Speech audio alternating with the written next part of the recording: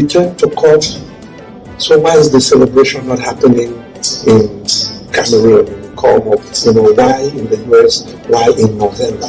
Do you have a response to that? Yes, I think let me go first then. I just want to mention that the celebration happening here is not by accident. First of all, when it was stolen from the palace, it was brought to the United States.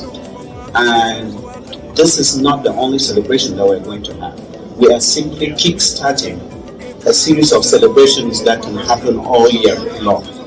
And first point, we are not violating any cultural norms by celebrating it here, because someone must not necessarily celebrate their birthday where they were born. I still really believe that because it happened here, let's launch the celebrations here. The things are going to happen. We expect that everybody around the whole world can celebrate it. In fact, you can even celebrate it in your bedroom. It is very important, and the timing is intentional. We intentionally want to celebrate it in November because the story holds that Mbang or the Afo-a-Kom actually started his journey back home in November and then finally arrived at the palace in December. So we just want to start. We just want to feel like, okay, we are collecting the remnants. Whatever was left, let us start and then finally end up back home. And I think it's very important that we are doing that. And most importantly, the palace has been working together with the palace, and I'm sure that a lot of you know that, to make sure that this celebration happens and that it gives us the dignity, it gives us that pride of place in the whole world as a tribe that can have something that will be a sensation around the world. And as a matter of fact, the name of Afo-a-Kom USA, as an organization, we got our name from this beautiful piece of art. And we think it's very important that we are the ones championing the celebration, that we are starting it. But we don't want to limit that celebration, so anybody can celebrate it, but we want it to be 50. We don't want to start it at 51.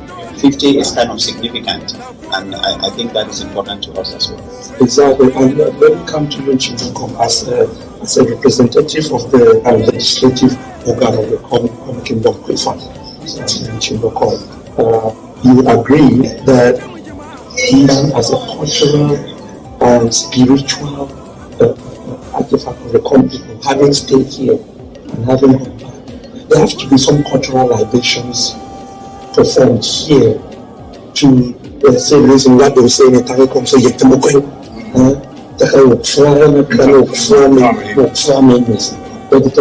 so this gives an opportunity that would you agree with that? That would be, I think that's one of the things that we'll be doing. And as the president said it before, it's a journey. So it's going to start back from how it started, and we're going to do the formal transfer of whatever happened here and take it back home. So whoever is doubting, Ntumfoin is here, and we'll take care of that and then transfer it back to where it all started. I know he went back home, and it's been 50 years, but there was no formal transfer of that wherever it came. So we are going to do it this time and do it the right way, transfer it back to where it's supposed to be. Everybody knows that 50 is always the big one. So that's why it's good to do it at 50. Yeah, we can, of course, we can celebrate till 55. Let's start at 50. 50 is always the big one. Every your birthday is always the big one. So you want to add anyone? Yeah, I think I just want to add to what Nchindokom has said, which I think is very, very important, because when Afo-a-Kom came to America, he probably did not go back the way he came.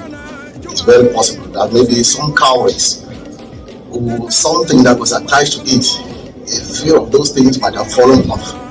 And this is an opportunity to make sure that we actually sweep the floor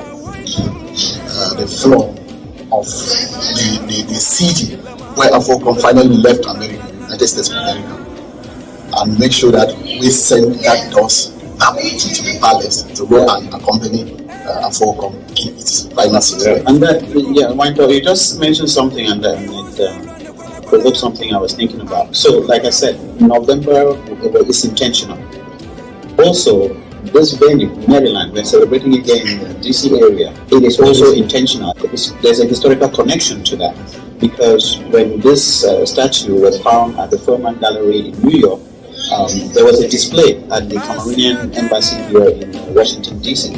So that's why we think it's also important to remember that history and to give the honor to the people that actually help us to try to make that ascension to happen.